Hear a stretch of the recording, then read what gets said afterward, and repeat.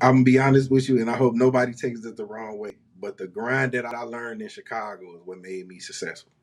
The fact that I choose to never stop, that I always will continue to work hard and diligently is the reason why I'm so successful. I will put in hours when others don't want to put in hours. I will find out whatever information that it is that you need. I will get that for you in a timely manner. If I don't know something, I'll be a master of it the next day. Like that's the reason why I'm so successful that I in the business that I do is because of the due diligence that I learned growing up in Chicago.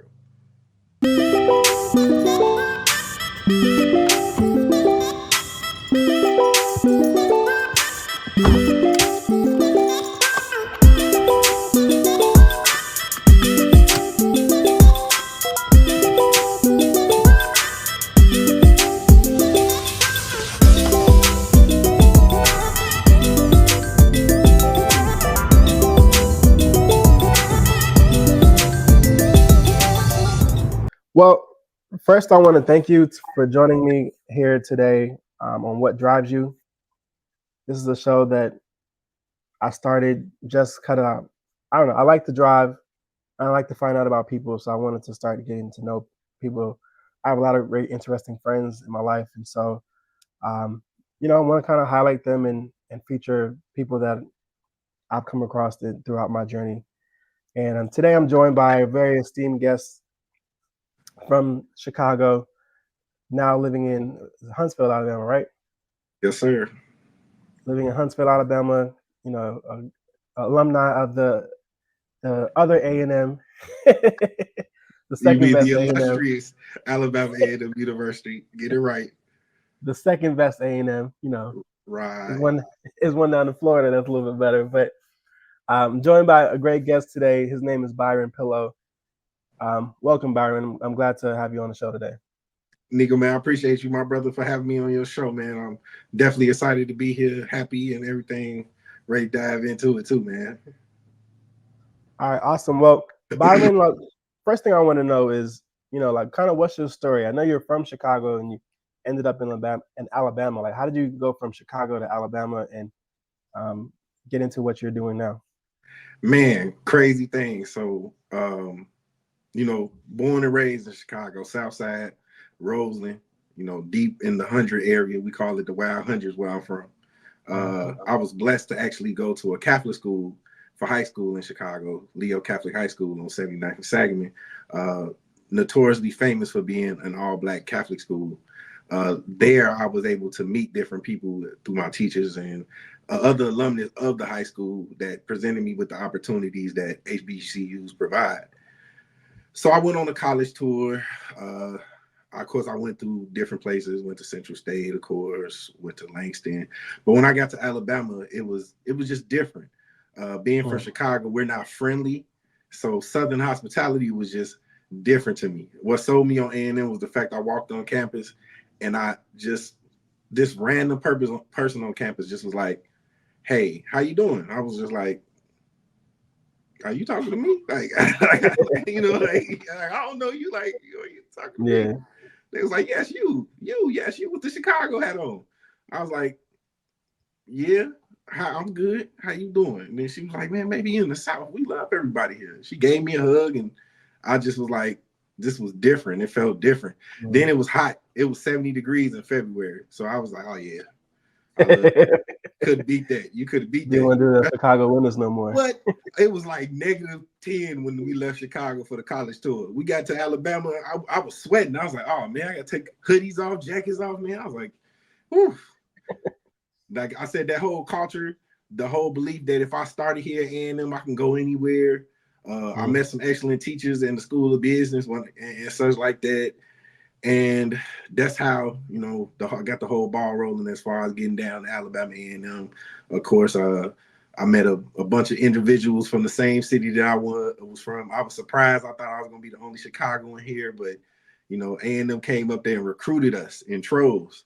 So, it felt good to be around others that had the same experience that I had growing up and to be able to experience something that was different here. Like I said, the South, it's a lot of love because it's more family oriented down here than it is in comparison to what I am. I'm not saying that it's not family love and orientation going on in Chicago, but I'm talking about the more complete standard of what a family is, with the father, the mother, all being in one house and such, and grandma lives down the street, and auntie lives 2 blocks away, like all being complete. And that love, you can feel it, and it transcends through just everyday life here, you know. Yeah. Nah, that's dope. I mean, I moved to Florida. I went to FAMU straight from New York, and so I know the difference in Yeah. that feeling. That New York, New York and Chicago have similar, similar styles when it comes to like how you interact with people. Yeah, we And just got better pizza though. Just throw that out there. I mean, y'all got better lasagna. It's cool. Y'all call it Pizza. a pizza, but Nah. We gotta debunk this before we go further in this interview. Deep dish pizza is not the pizza of Chicagoans. That is the pizza of tourists. Like, if you want deep dish pizza, we have to take you to a place. I'm never ordering deep dish pizza. That's celebration pizza. You graduate from 8th grade, we go get this. We don't eat that on a regular basis on a Friday. We're not eating that cake. Yeah, better pizza, better ingredients. Chicago. I will say Chicago is one of my favorite food cities. Like, everything that I've eaten in Chicago has been good, even the deep dish. It's not pizza; it's deep dish lasagna. That's just, it is what it is. All right, man, you got it, bro. But New York, I don't know. Like, there's 2 things in New York that I will always say is the best in New York, and that's pizza and Chinese food. I don't know what it is about the Chinese food in New York. It's just whatever. I don't know if it's nostalgia or whatever it is. Whatever ingredients they're using up in that part of the country, it's just better. Like, I'm here, I'm in Charlotte now. Chinese food here is, it's decent. A lot of people moving down from New York and stuff that are in the city, so the food is alright, but yeah, it just ain't the same. So, hey, a city that low key is good for Chinese food that nobody would really think of. Like, in my personal opinion, I think they got the best Chinese food in the nation. St. Louis. St. Louis has some really good Chinese food. Like, they don't call it's not called Chinese food. I'm not gonna say what it's called, but it's surprisingly good. Like, it's top tier, and you would never expect it. And we talking about hole in the wall, like the stuff you used to. Well, what you want, fried rice, type thing. Definitely like that. Like, legit. It's good. You'd be surprised, because St. Louis really don't got nothing else. I'm a Cubs fan, so I don't like the Cardinals. So, see, I'm a Mets fan, so it is what it is. But yeah. no, I've only been to St. Louis once. I stopped on my way when I drove across the country, and we just went to like this little hole in the wall bar, got something to drink real quick, went to the Arch, had to take the picture in front of the Arch. I didn't realize how big that thing was. Like, like you see it in school or whatever, in history class, like, oh, it's like, big Arch, I'm thinking it's gonna be like a little, a little statue, whatever. That thing's like skyscraper tall. And I was like, golly. So I don't, but I did want to go back to St. Louis for some more barbecue, because I went to Kansas City for barbecue. It was really good there. I know St. Louis got some good barbecue. I need to hit up Memphis for some barbecue as well. I love to eat, so I'm gonna try the food spots everywhere I go. Nothing wrong with that. I'm just saying, next time you go to St. Louis, like, I only learned about St. Louis Chinese food by going to college with a whole bunch of people from St. Louis, and that was their claim to fame. And when I got there, I tried it, and it really was what they said it was. And I had it from multiple places too, and it was really good every single time. Like, every time I go to St. Louis, I don't go get no Emo's pizza. I always go get some Chinese food, and that's pretty much about it. Because, like I said, there's nothing else great about St. Louis. They house this baseball team that us Cubs fans don't like, so we're not going to talk about them anymore. No more bigging up St. Louis. Nah, no more bigging up. But no, that's cool. So now that you've kind of graduated from Alabama A&M and stuff like that, I know that you pivoted into selling real estate and doing some other things. So how did you kind of get into that space? Well, I've always been an entrepreneur at heart. Even in college, and majoring in business, majoring in accounting, I still always knew that I wanted to work for myself. I always just needed to find my own niche in my own lane. What happened was that actually a dear friend of mine that I went to college with, his family owned a brokerage in Birmingham, and he became a realtor. And he kind of just schooled me on everything that involved doing this. Now, I graduated college, and there's 2 years before I started real estate. These 2 years, I did so much stuff. Promoted parties, sold sneakers, all kind of stuff. Just trying to find me a lane. I did anything that involved me not having to work a 9 to 5. I was like, okay, yeah, I'm doing it. But then I got in real estate because, like I said, my friend, he got in real estate. Dear friend of mine's family embraced me. They told me I had a great personality that I can do it. And then I'm really good with numbers. That's that accounting background, but I always just been good at math. I can calculate fast and such like that. And I can talk about it, thoroughly. And they told me, yeah, you should jump into it and get into real estate. And it was kind of tough for me at first. I will say that much. Being a northerner, in the South, and not fully understanding Southern business practices. Having to learn that stuff was the thing that kind of slowed me down at the beginning. I understood the concept of business as a Chicagoan. My family members did business with all races in Chicago, so I assumed, it was the same, but there is a difference by the regions that you are. There's certain terminology that is the same, but it's not the same, if you get what I'm saying. I took my time to learn how to do business here, how to conduct myself here better. And that's when I found my success. I started to find my success. And then the infinite knowledge of sports and music also helped me out too as well, to break down those barriers, to talk to people, because, certain people don't want to open up to certain people, but not me. I'm the person to tell you how much a polar bear weigh, and it's enough to break that ice, because I'm going to break that ice for you. Nah, that's dope, man. So I'm not fully into real estate yet. I'm working on it. I'm actually working towards my license right now. It's something else.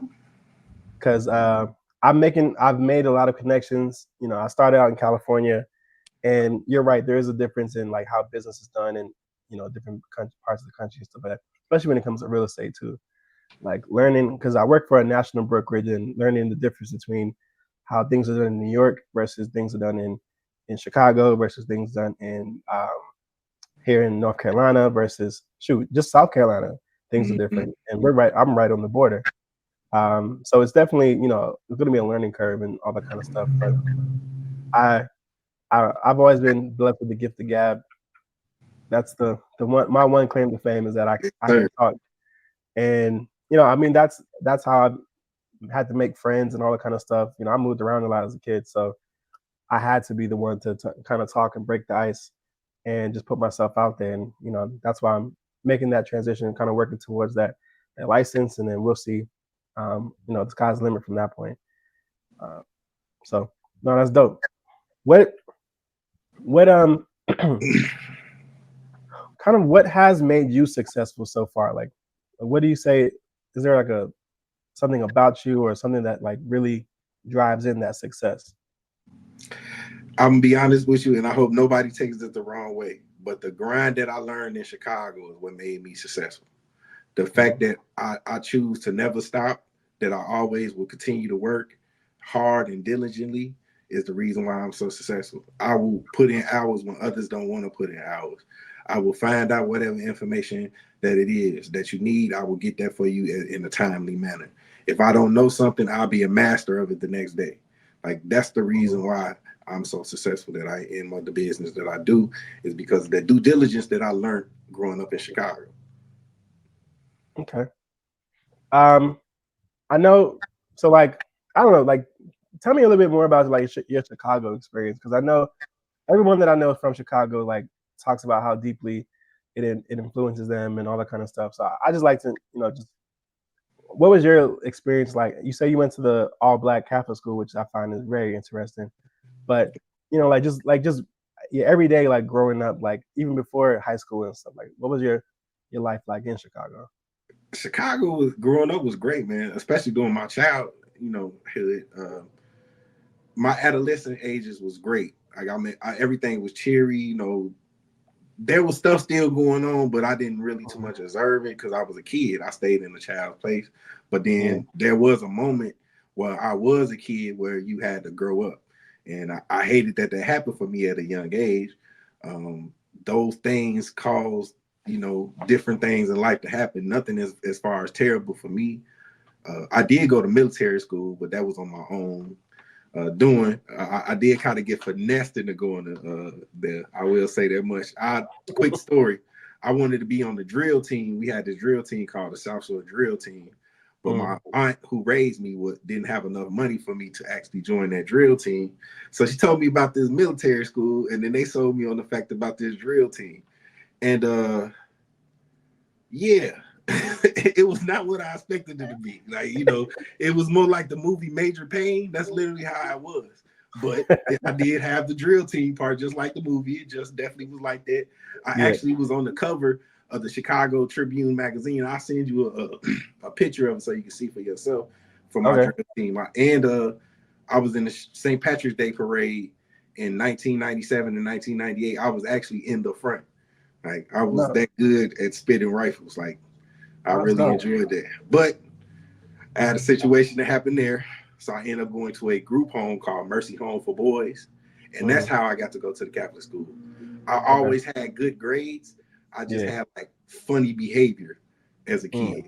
But that's because it's other socioeconomic issues that had to do with that, like not having a father, such like that. Yeah. No, well, I'm glad you were able to break that generational curse of not having a father and still being able to become successful, and that didn't hold you back. You didn't have that victim mentality, like I don't have this, so I can't do this. And I think that's one of the things that like kind of I really look up to and admire about you. Like you have that hustle, you have that grind. Like I said, everyone I've met from Chicago has been pretty most part like has that kind of in them, especially the ones that get out of Chicago. Every neighborhood, even back where I'm from in Bermuda, you got the people that are still there, and they gonna do what they do while they still there because they always gonna be there.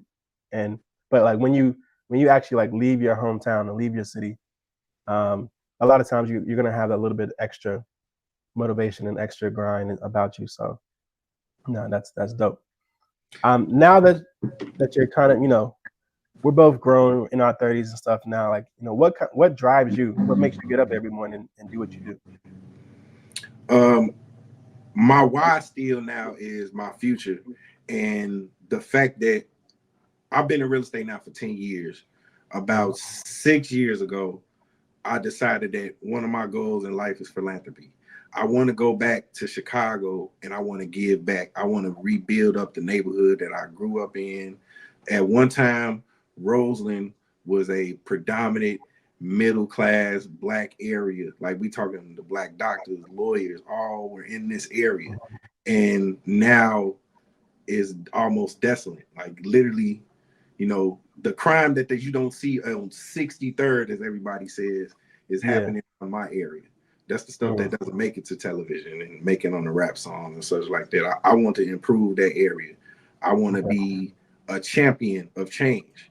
And I came to this realization that I say that to all Chicagoans that left and haven't came back to give back, we are a part of the problem. A lot of us become so successful, we forget where we came from. So when you see something consistently, you're going to be motivated by that. So if you are seeing gang violence, you are seeing, not constructive things happening in your neighborhood consistently, you're going to gravitate to that. That's why it takes for me and other Chicagoans that have found success nationwide, because I know tons of Chicagoans nationwide that are very much successful. Doctors, lawyers, other real estate agents, brokers, financiers, and such like that. But we don't go home and do community service the way we should. We go home, we see our family, we stay out the way, but we really don't go and try to talk to a kid. We need to go and reach one, like legit. And that's our problem. That's why we need to make those changes. And I'm a part of that because, like, legitimately, as soon as I found some success, I should have went and gave back to where I'm from. Now, don't get me wrong. I've given back here in Huntsville and Birmingham and Atlanta and Nashville and all the other states in the South that I work in.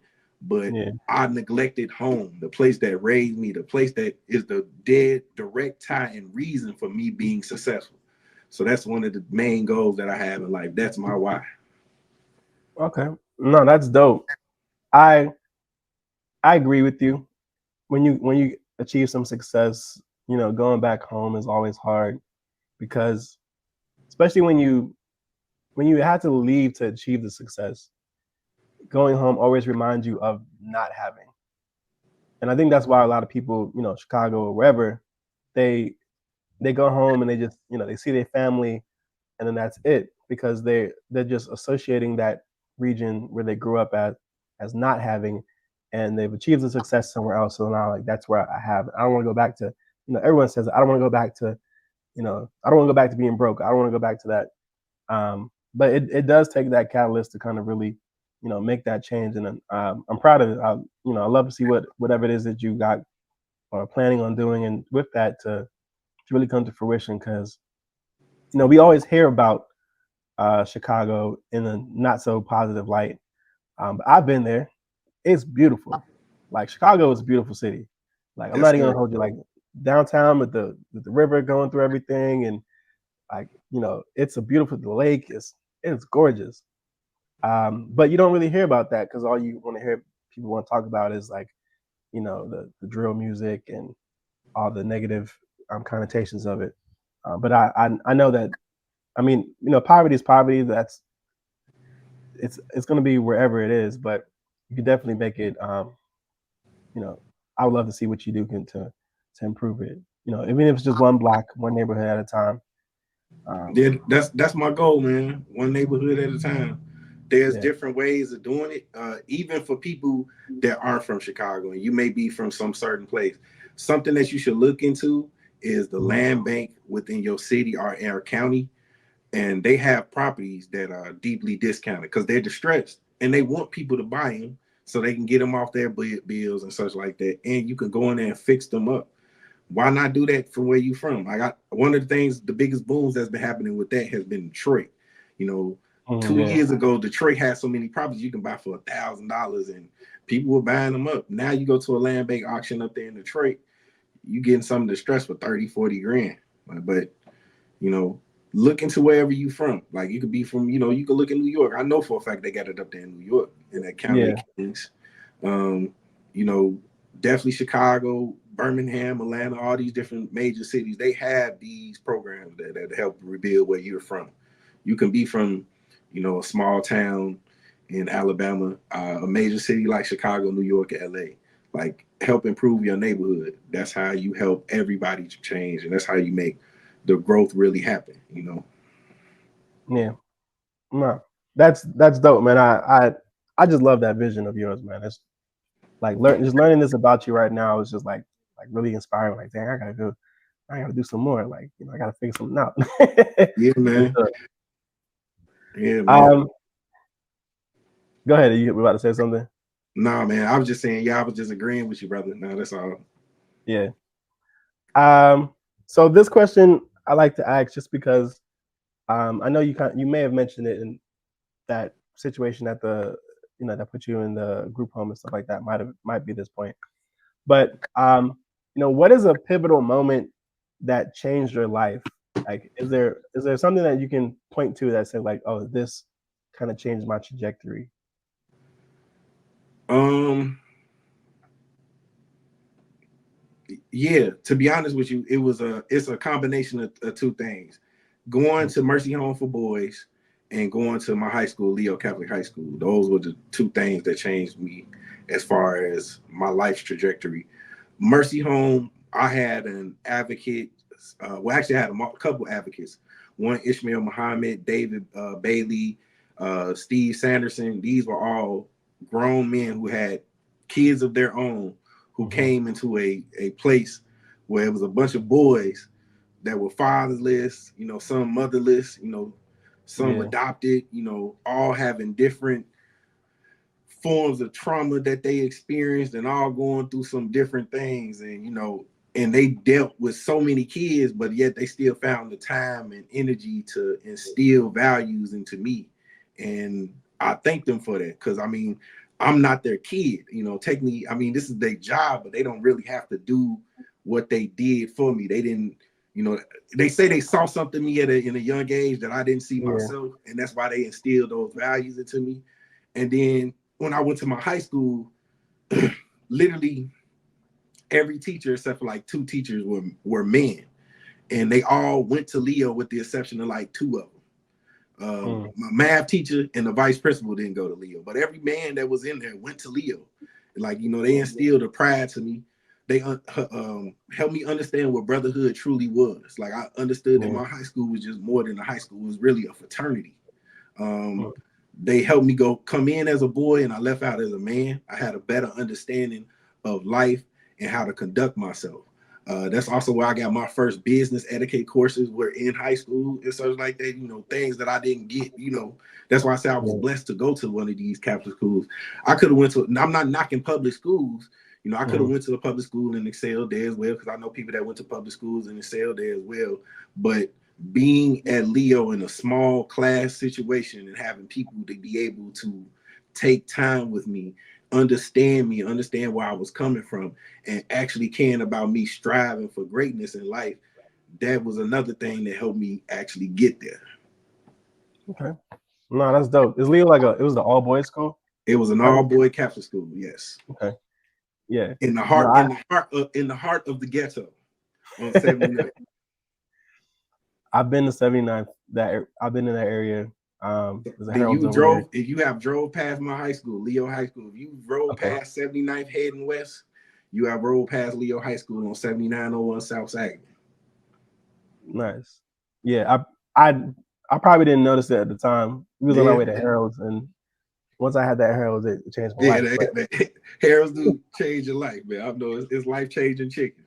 That is life changing chicken for real. But no, that's dope, man. You know, I see, and this is might be just me analyzing a little bit. Like, I see that.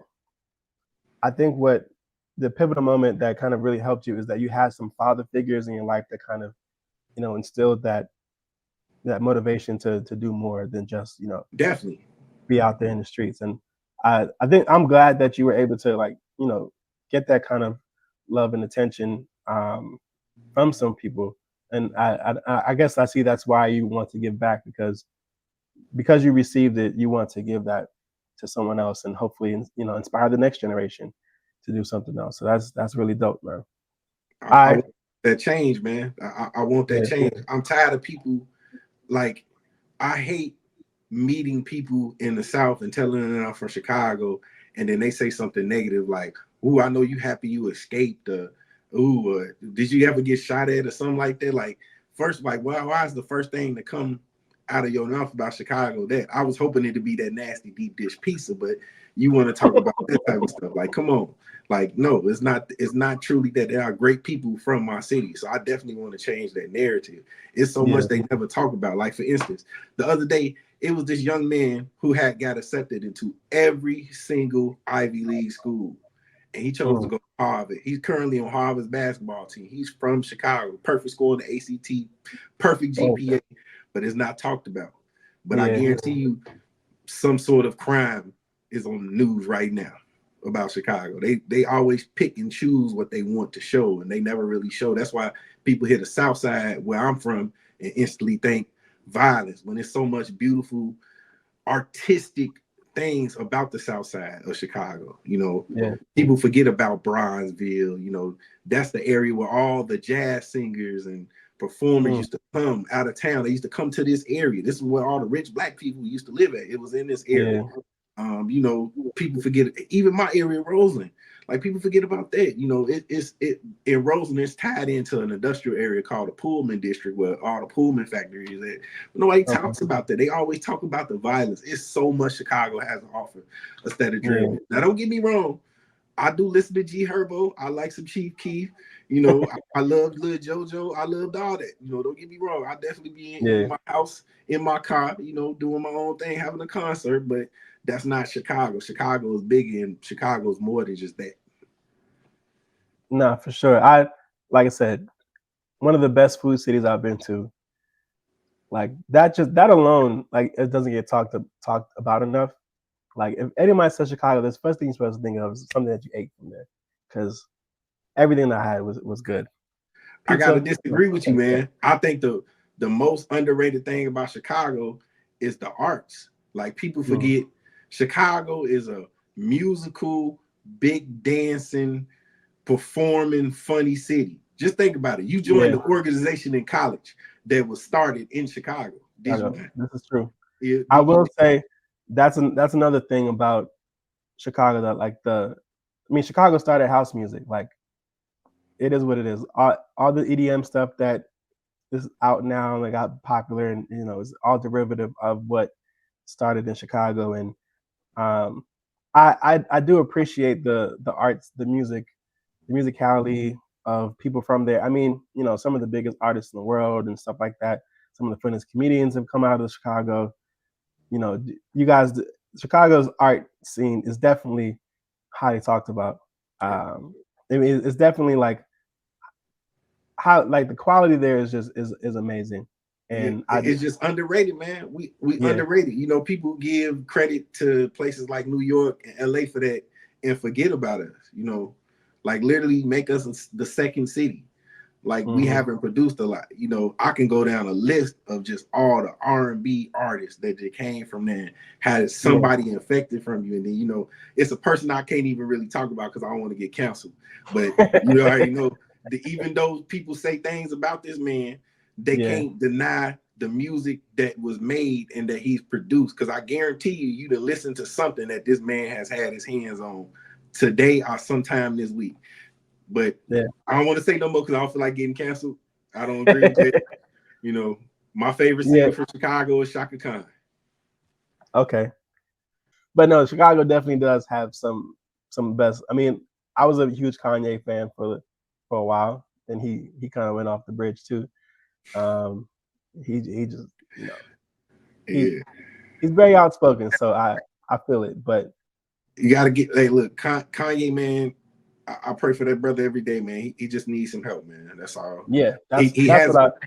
he has unresolved issues from the death of his mother and Hmm. losing his longtime girlfriend. That Yeah. he still, I can tell that. That's why he told Sway he don't got all the answers because Hmm. he doesn't have all the answers himself.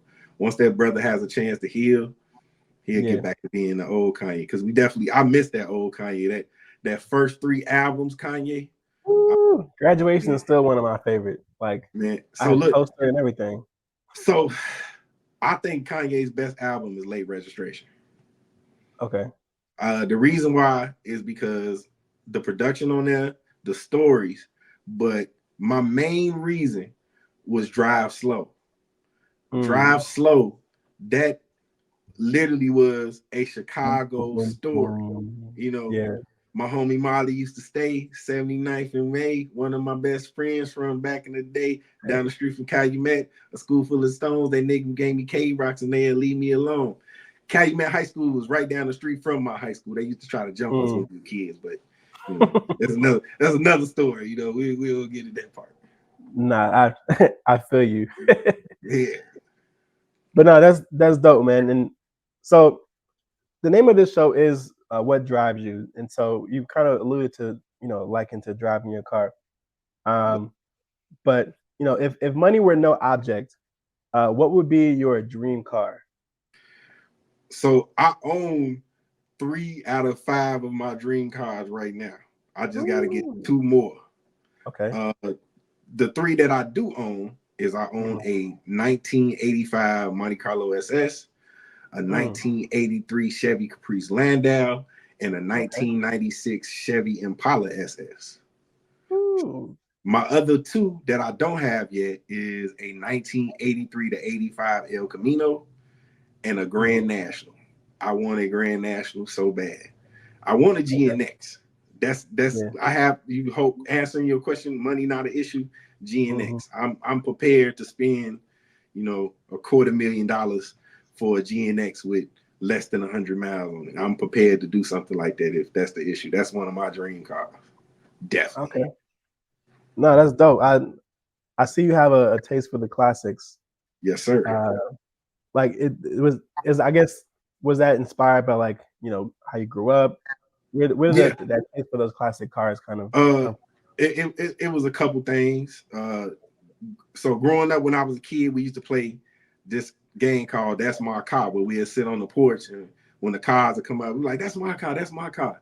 So we used to see people driving through our neighborhood with Benzes and stuff like that. And another popular car in Chicago is a Cutlass, the old from? school 80s Cutlasses, Yeah. the vans, the big conversion vans that you could put like 12 people and got TVs and stuff like that. That's another car of Chicago back in the day. But I particularly wasn't a fan of that.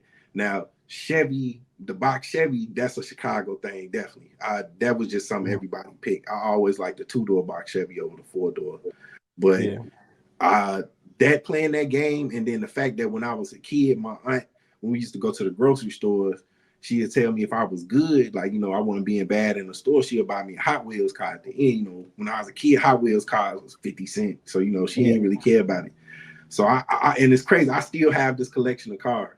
So I used No. to take all the cars and I used to just play with the cars and I read everything I can on them, because they had a little information on it and Hmm. all that stuff. And that's where the passion and love for the cars came from. And then as I got older, like when I got become, a teenager and go outside some more, I go to the lake during the summertime, and that's when everybody bring their cars out, and I just Hmm. fell in love just seeing so many cars. Like, dang, I want one so bad. I never Yeah. had a car in Chicago. I had a bus pass. Like on my 16th birthday, I got a 30-day pass. They was like, "Happy birthday!" Ride the bus for 30 days for no problem. Right. And I appreciated that. But that's how I was when I was growing up. That's why I said when I had the opportunity, Hmm. I was gonna, take advantage of it every single way I could. That's why I started buying them when there is a point when the money flows in when you like, I don't have any bills, I don't have Yeah. anything I have to do. Everything is squared away. Like let me treat myself. So Right. instead of being materialistic like how I am, because I still have this problem too. I have an affection for gym shoes or sneakers, as you say. Hmm. I have a whole bunch of those as well. But I said, let me switch it up and get older now, get growner. Let me go get me some cars, have them Yeah. as start out with my collection, and then bought a set of golf clubs, had to put the Okay. basketball down, those type of things, Yeah. got my slippers, all that type of stuff, yeah.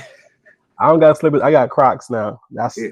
I Crocs are can't mine. do I can't do Crocs, bro. I can't do Crocs. Once you put them on though, they just be so comfortable, man. I Yeah, I'm already doing. I know a lot of people. But I just was funny. I was with my investor client today. We went to go walk a distressed property, and he had on some Crocs, and I was like, "Are you sure you want to walk in there with them?" He was like, "Yeah, I feel like I'm walking on air, Byron." I was like, "Hey, you got it, man. No complaints here." Nah, for sure. That's I'm telling you, man. As I get older, I understand like the more the dad vibe stuff.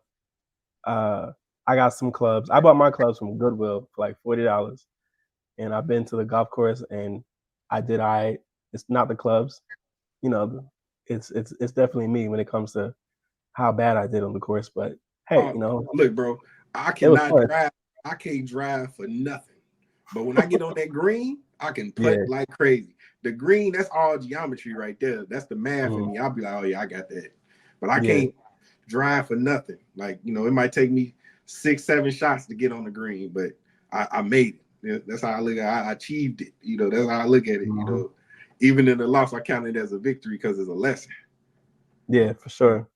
Now golf now for me is more so just being able to get out with the boys, grab some drinks, talk about life stuff, and just Yeah, be outside for, because as you get an adult, like you don't have any chances to really be outside like that unless you're playing, playing sports or something like that. So I play soccer on Sundays, but like that golf is just more relaxing. Like it's you're playing a sport and you're working out, but it's you most time you walking, everybody usually has at least beer or something in their in their cart with them.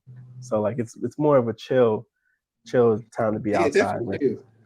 Definitely. Now, I don't drink, but I definitely love when whoever I'm playing with drinking, and so I can take that money in on putting. Like, I bet you I hit this putty in on one shot. Okay, $20. Say you can't do it. 20, make it 100. That way I know you're not gambling your utility bill money. You know. Nah, that's that's funny. I probably would bet you just out of because I Yeah, don't know. as you I should. It's friendly competition, man. It's all love, brother. it's competition, so Yeah, we'll definitely have to hit the court, have to hit the links one day, um, yeah. I'm with it. for sure. Um, so I guess my last question that I like to ask people, and this one you can get, as personal as you like, is what do you want to be remembered for?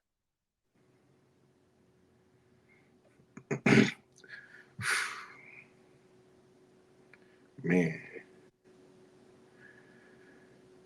when you said that, two Jay-Z lines came in my head. Hmm. Well, actually, take that back. One Jay-Z line, one Sauce Money line. The first one, the Sauce Money line, was on Bring It On Reasonable Doubt. He had said, street knowledge made scholars the way we coin phrases for dollars. I want to be remembered for some of the things that I said that has made me successful.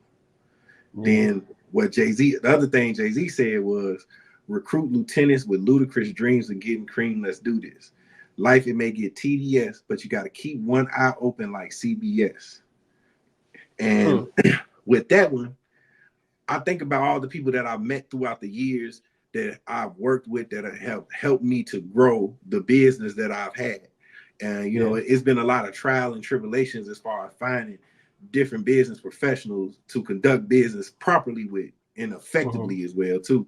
And throughout that time, like I said, I found those people. I recruited those lieutenants that had the same mindset about getting money in a professional manner and helping people the way that I want to help people with. Yeah. And it has been a struggle, but I've Hmm. kept my one eye open, which is my mind. I've always kept my mind free and focused. You know what I'm saying? That's why I like that one eyeball, the CBS logo. Yep. That's what comes to my mind. That's what I think about when somebody asks me about how I want to be remembered.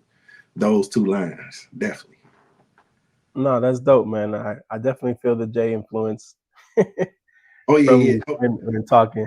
I look, know man, uh you and Roscoe like to argue back and forth about the your Jay-Z lyrics and stuff. So man. Look. I'm gonna try to tell you. My first male influence was Common, the rapper. Like I yeah. listened to his music, and Hmm. that's how I understood that it was something different that I had to focus on in life than what I saw the path I was going down.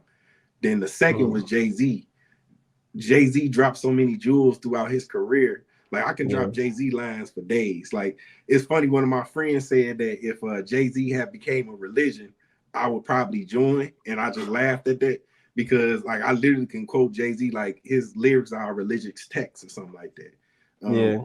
And I've learned so much from Jay-Z as far as to do the right thing, Hmm. like he said, Hove did that, so hopefully you wouldn't have to go through Go that, do that. So Yeah. like real talk. So I learned so much from him, and you know, to answer this question that people had out there, would you take $500,000 to dinner with Hove? I'm taking dinner with Hove, man. I gotta ask him to break some stuff down to me. I think the first question I'm gonna ask him is to break down why he said, uh, "I want money like Cosby." Who wouldn't talk like that? Make me think you probably ain't got no pudding.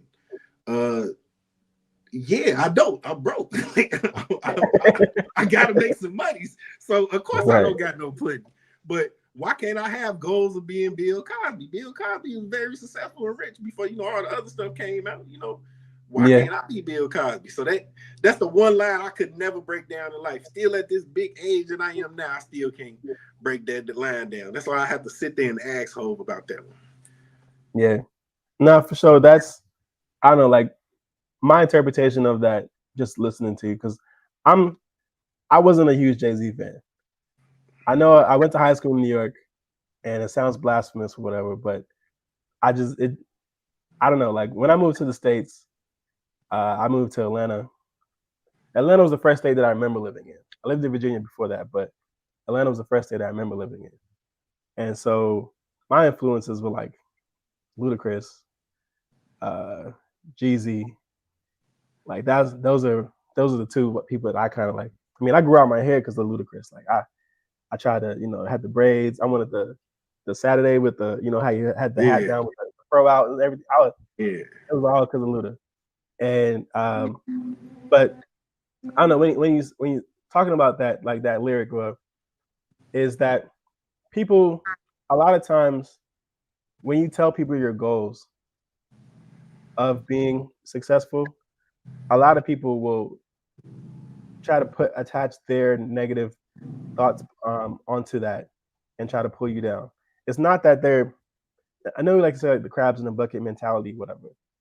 It's not necessarily that they're being crabs in the bucket. It's just that a lot of people are afraid to do or to even dream that much or to try to go that far. And so I think that's what Jay is kind of talking about. Is like you talking like you ain't got no pudding. Is that you ain't even got the idea to you can't even dream that much to even try to get that Bill Cosby money. Like I don't know.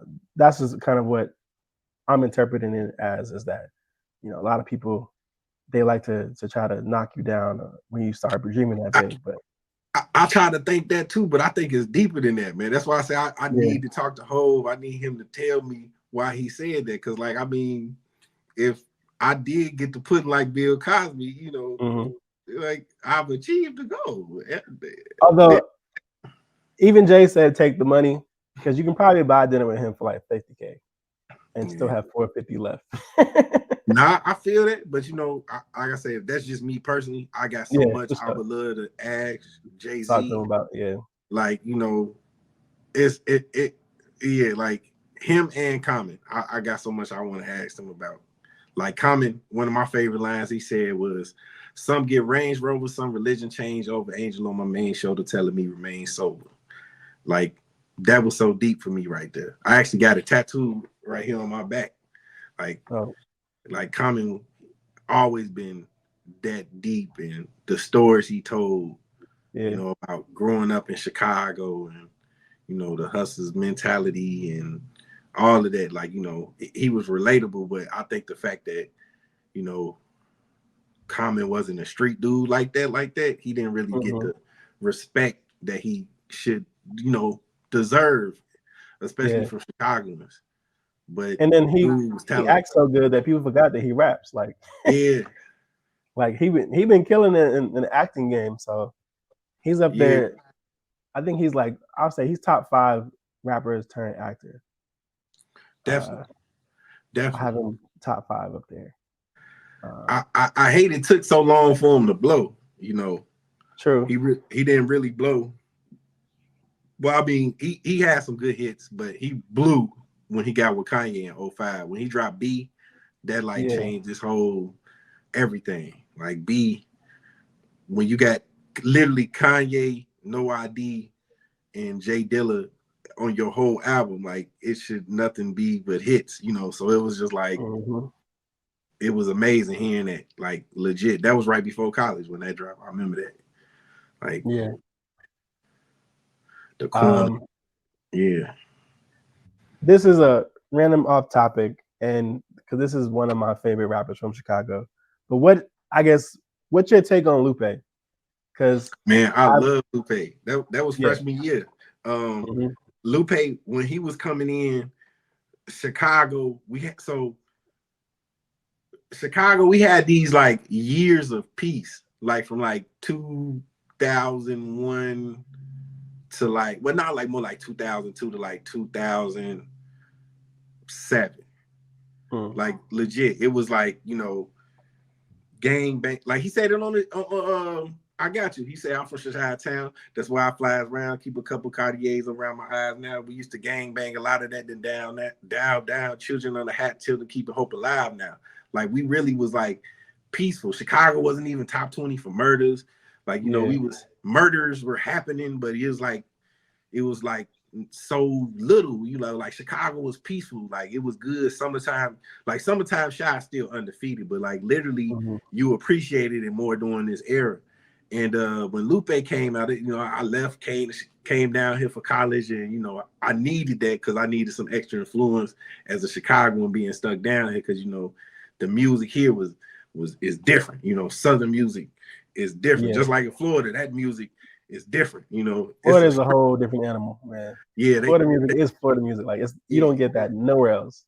yeah. I ain't gonna front, I like some of that. I remember when I do too. I love it, but when we were to it's fam, new. they kept playing like the Act Like You Doing Some song, like Act Like You're Riding Some Skates, Act Like You're Doing the Drake. You know, I was Yeah, like, yeah, and I was like, this kind of dope, man. This instructional music they got here, man. It was kind of dope, man. Same thing with New Orleans. They got some good music too. I like the bounce music too, man. It's just, you know, yeah. repetitive, Mm-hmm. you know.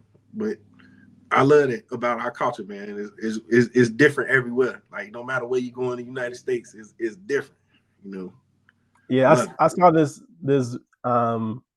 Instagram or maybe a TikTok or something like that, where it's like, you know, people try to say that Americans aren't cultured because they don't travel the world or whatever, right? They can't like point at Switzerland on the map.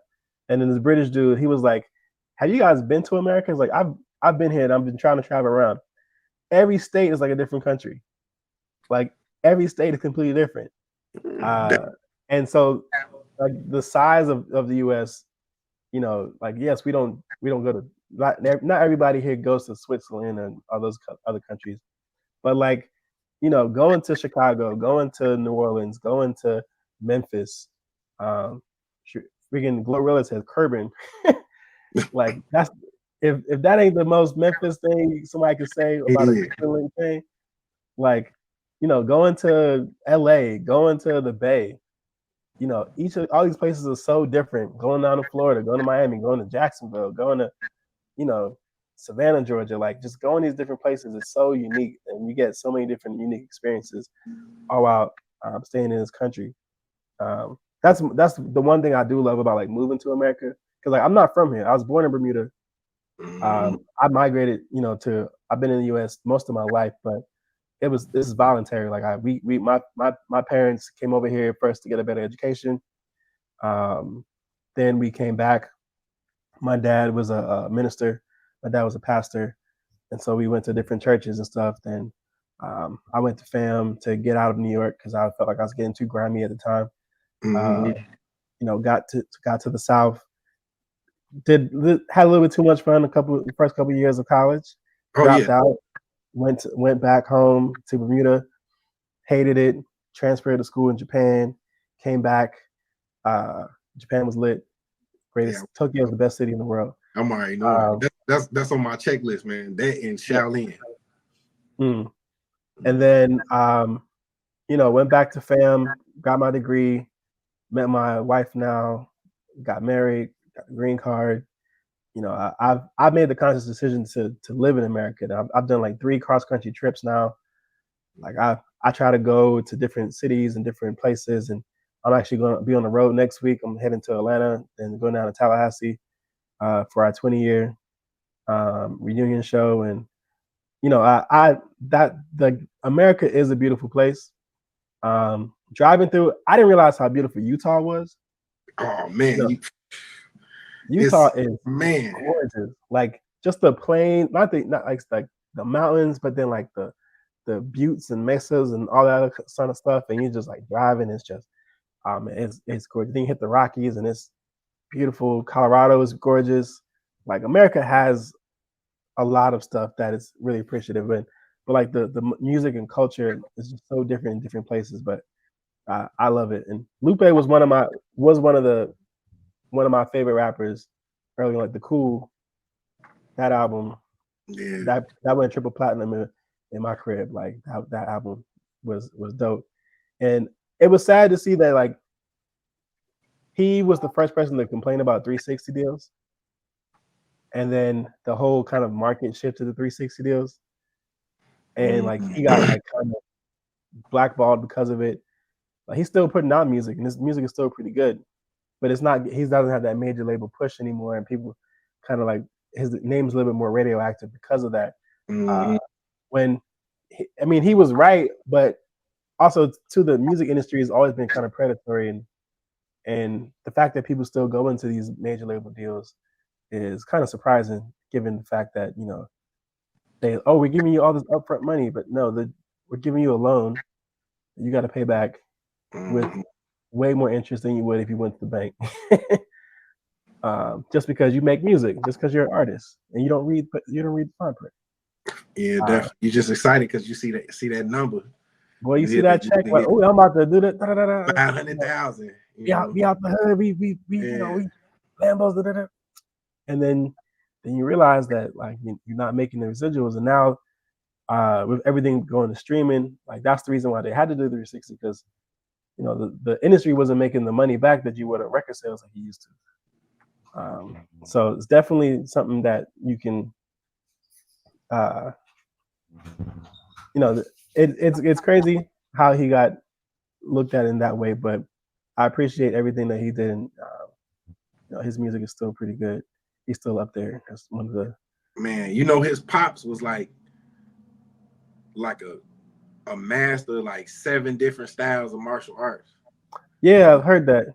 Lupe low key was nice Was it? with it too. I never had Yeah. so I did martial arts in Chicago too. I did taekwondo, kung Mm. fu, and such like that. I did another form of taekwondo called junjitsu wow, and it's like taekwondo but more with punching. And Yeah. I never got an opportunity to fight Lupe, but Lupe was like he was like that. You know what I'm saying? Like Yeah. like but his pops was like that with the feet. So it was like Mm. hence, now the secret why I'm so light on my feet from footworking and all that stuff. And now it makes sense because Yeah. for a dude who's you up there, you definitely be light on your feet when it comes to when the tracks come on. For Hey, sure. you definitely say I'm as a big dude, I'm very light on my feet. I always been light on my feet. That's why I say the whole RC part of Chicago, growing up, we used to step like my aunt used to like. It's funny thinking about this. I was sitting here through our conversation. Like if my aunt had a great evening, she woke up in a great mood. The music that she played dictated her mood, and the breakfast that she made also dictated the mood. So like if Mm. we woke up and she was playing like some music to step off of, you know, and then she started cooking pancakes and eggs and all kind of stuff like bacon and grits and biscuits. She had a great evening, so we having a great day. So that means we Yeah. probably ain't gotta clean. If we stay out the way, we ain't gotta clean nothing up. We could be outside all day. We don't run inside the house. Woo-woo. And dang, that's crazy. So, we used to step all the time. My aunt, she used to make us just get up. And she'd be like, I stayed in the house at one time. I had 15 cousins in the house living with Mm. us. And she used to make us all get up and step, and that was like one of our things we did just as a part of Yeah. our family. Anytime we just went over family members' houses, that's, people get to drinking and they'll play some music and everybody starts stepping. So now whole house stepping, that's why like that person we not gonna talk about, he made that song Mm-hmm. Step in the Name of Love. Like that was a big thing, not just for the world, but for Chicago, because it was like literally that's how it was for everybody growing up. Like Yeah. all generations could relate to, stepping and dancing and stuff like that. Like my older sisters and stuff like that. They generation was the beginning of house music and the beginning Mm. days of footworking and juking and stuff like the 90s and stuff like that. They like all wine Yeah. age and stuff like that. Mm. Like they remember like when it first happened. They remember how the clubs was. Now don't get me wrong, house music when it first came out, it wasn't accepted by all of Chicago because of some of the stuff that was associated with it. Of But course. it was just something major, like and that was a part of my whole upbringing too. Yeah. Like that's why I say everybody just forgets about the RC part of Chicago, man. They hammer in tough on the crime and the food, but they forget about that's Arts. something we do. And our No. language, our vocabulary has had a effect on everybody in the nation's vernacular. Because I can think of tons of words that people say that originated in the place that I'm from. This is true. Yeah, I do have a lot of a lot that has been shared. I think another city that's just like super slept on when it comes to the languages is Oakland in the Bay Area. Oh yeah, Like, yeah, definitely. there's a I didn't know lot that of until I went to school with somebody from there. it's a lot of stuff that came out of the Bay that like people didn't realize, and then someone else took it, and then like, oh, like calling I it remember, Gouda, guac, cheese, all that kind yeah. of stuff. Hey, Oh, you remember Drew Foster, right? yeah. Yeah, he Yeah. at C6. Yeah, he at C6, but you know, he Mhm. was from Oakland. He got down here, he was real Oakland. He's like, this is a slapper. We like, what? What? He's like, yeah, it's a slapper. I need my Gouda. We on that yee. I just like, bro, what are you saying, bro? I don't understand that. Speak like Right. Chicago or speak normal English so I can like try to put it together. He's like, yeah, But we you got got what the I slapper. mean?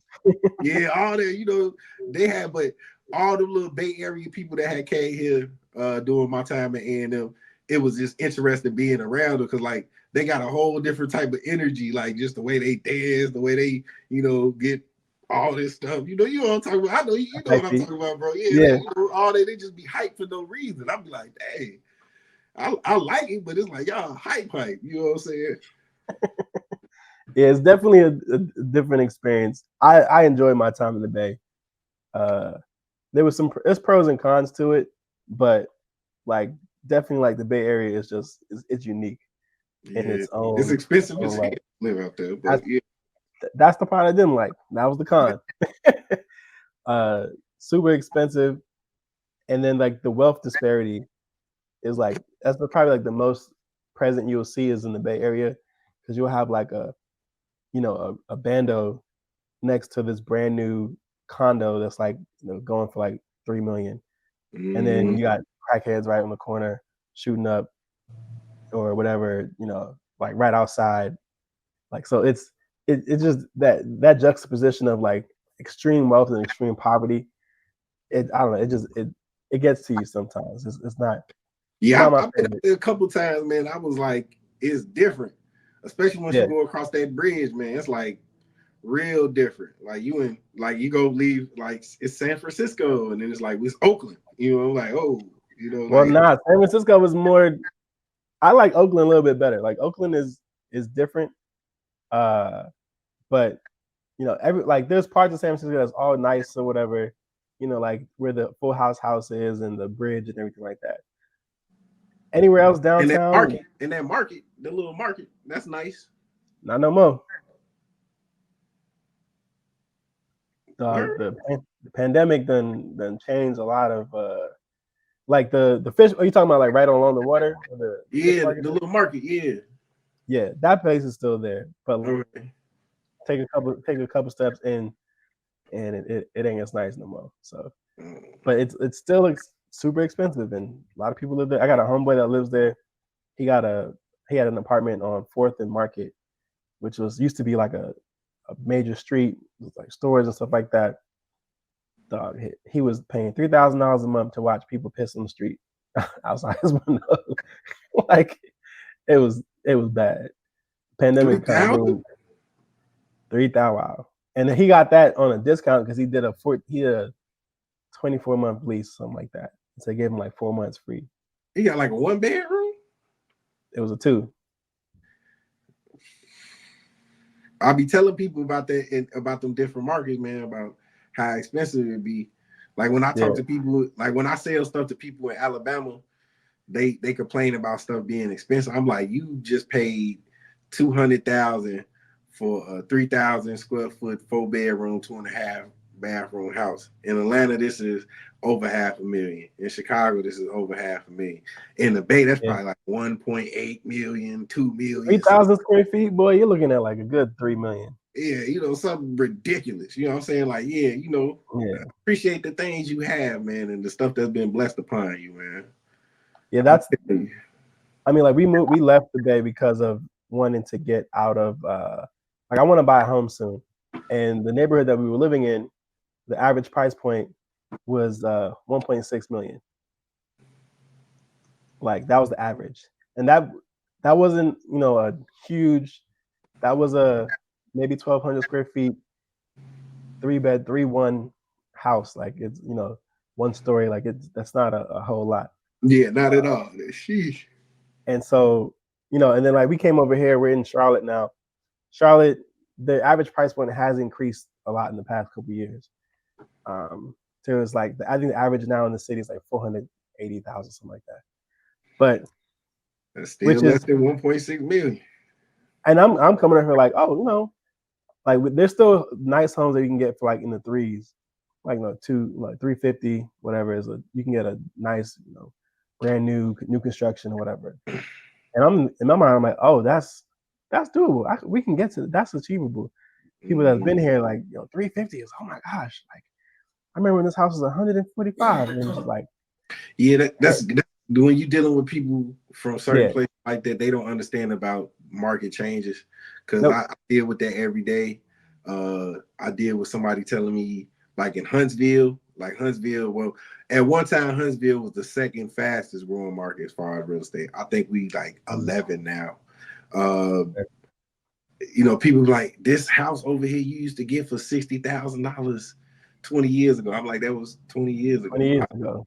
You could Eggs buy. was also like, you know, a I use quarter this for a story about carton, and in 1997, a pair of Jordans you could get for about $150. Now, a pair of Jordans you ain't getting less than $220 plus tax. So it's inflation, I times went. have changed, and then the fact that so much has came here has caused everything to go up, I even the went and hood. got a pair of white Air Forces. I used to call them Uptowns, Yeah, New and Yorkers. like I remember when they was like $50 for it. Them joints is like 90 to 110 depending on where you go. I'm like, Yeah, bro, it's too much. My Tims. I remember I had my Constructs.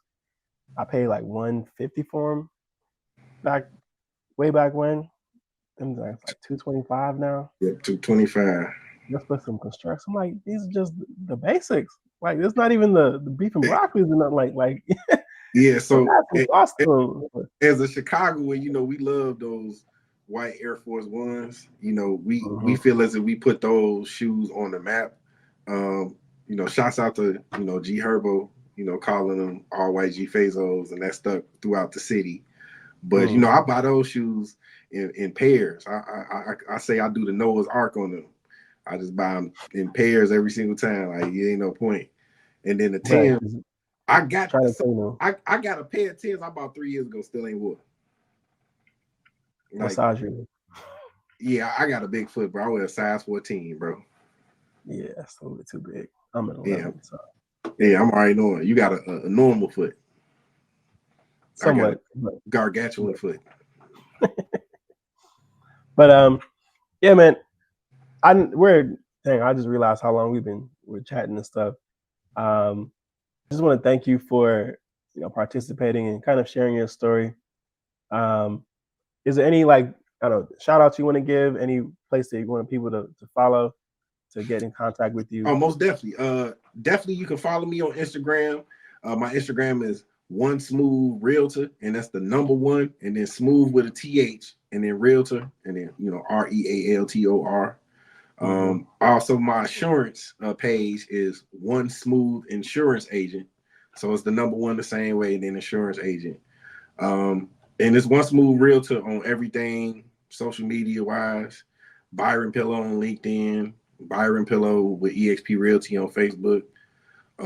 Definitely want to shout you out for letting me be on the program, and I appreciate you for letting me share my story and talk a little bit about it. I definitely love to come back again and like talk about ways that us as we can make our community better, through these different programs and grants and ways of doing so. But even if somebody out there does want to reach out to me, give me a call.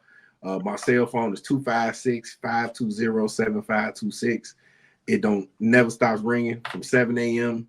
to 1 a.m. in the morning. My phone ringing. Feel free to call, text me, email me, whatever the case may be, DM me. I want to help make your dreams come true, and I want to help whatever you need in real estate. That I want to be your guide, because there's a way to get whatever you're trying to achieve. We can make it happen.